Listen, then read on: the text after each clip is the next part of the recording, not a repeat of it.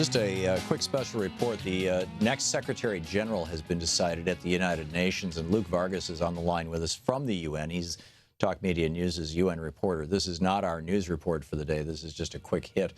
Luke, welcome back. Hi there, Tom. Glad to be with you. So what's going on?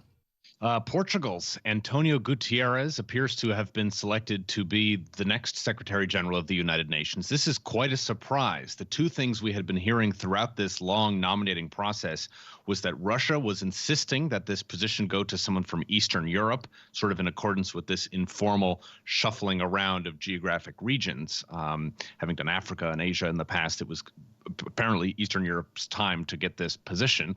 The goal being, hey, let's stop Western Europeaners from getting this job. Lo and behold, Portugal, obviously Western Europe. As far west as you can get. It's on the coast. Right, you're right. And the other criteria that was being tossed around by a lot of outside groups and supposedly more than 60 countries was that the first woman be tapped to lead this organization in more than 70 years. There have been 8 secretaries general, and all of them have been men to date.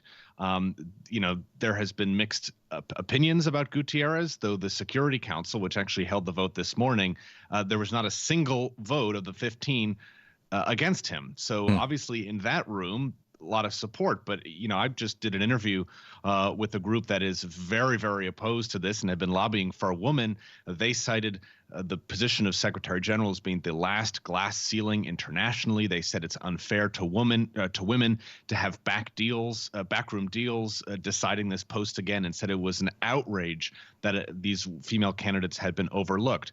It's not quite that simple. I mean, I think we can understand the frustration here.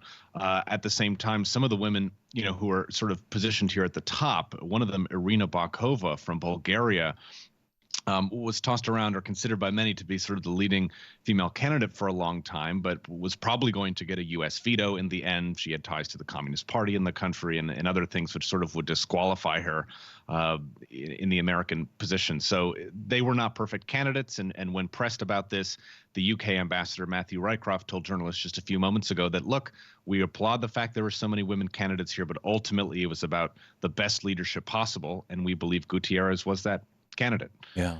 A quick question. Sure. Portugal, arguably one of the big problems worldwide is the so-called war on drugs. In the Philippines, you have now a new president who is bragging about the fact that he has hired hit squads to murder over 3,000 drug users, and that he would love to kill 3 million drug users. He praised Hitler.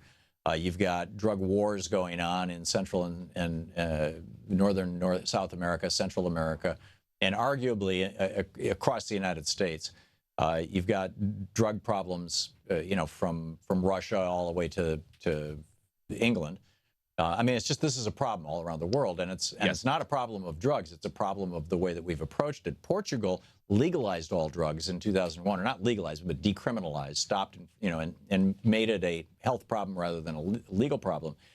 Is Antonio Guterres inclined to bring that sensibility to the United Nations, or is that way down on the list of things that the UN would ever pay attention to, and whether he agrees with his country or not, it doesn't matter?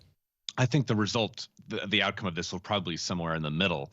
Ban Ki-moon, during his decade at the helm of the United Nations, has allowed a system to remain in place in which you have very strong backers of the war on drugs in the UN's top positions coming to drug policy. Guterres was the prime minister of Portugal during the time that the country legalized drugs.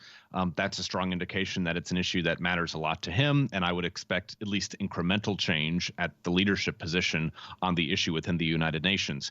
It was not an issue, though, that he talked about really at all during his sort of campaign for this role. Instead, the big element of his resume that he was highlighting was the fact that he was the head of the UN's refugee agency for a decade, ending in 2015. So that's sort of the activist position, if you want to call it, that he really staked out for himself. I don't think his candidacy would have been helped if he had been talking about legalizing drugs as a main issue, but it is certainly something I guess we can take some comfort in, thinking is sort of at the back of his mind. And if there are opportunities for him to sort of slow down the war on drugs, this might be the UN Secretary General to make that call. That would be great. And I would love to see people in the White House here who think that way too.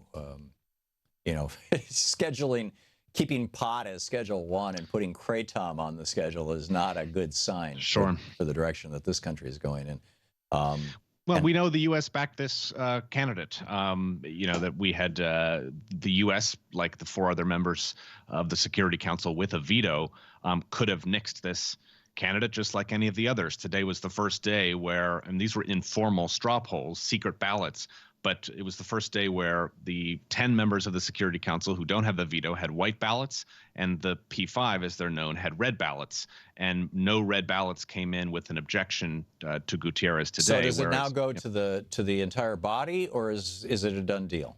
It is not formally a done deal. We're going to have a vote tomorrow at 10 a.m. in the Security Council in which he will be formally recommended. It's conceivable a veto could come through tomorrow that didn't come through today.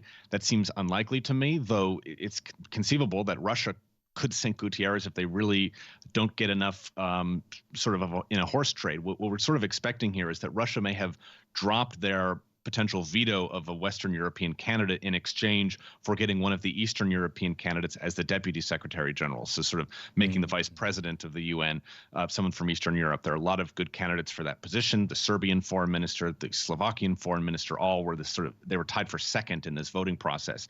So assuming Russia can be satisfied with perhaps a deal like that, I don't think we're expecting a veto, but it's conceivable that could happen tomorrow. Assuming there isn't, the referral is given to the full membership of the UN General Assembly for an up or down vote. A nomination has never been sunk in the General Assembly. So basically, so long as this candidate is rubber stamped by the Security Council tomorrow, that's who we're going to have leading the organization. So breaking news out of the UN. Antonio, you say Guterres. I didn't see an I in his name. Maybe it's there. Guterres or Gutierrez? My Portuguese is very poor. I've heard some of the politicians around here today putting a sh at the end of it, Gutierrez, but don't quote me on that. What is his passion? Pardon me? What is his passion? Is he a world peace guy? Is he a feed the hungry guy? I mean, the UN does a lot of different things. And, sure. And is there an area where he has a particular? I think it's going to be refugee issues. He says he wants to be an activist for the refugee cause. Some countries don't like that, but apparently enough of them did. That's a satisfactory mission for him Hungary to have. Definitely doesn't like that. Well, they weren't voting today. There you go. Okay, Luke Vargas. Thank you, Luke. Thank you. Good talking with you. We'll be back with your calls and your thoughts on last night's vice presidential debate right after this.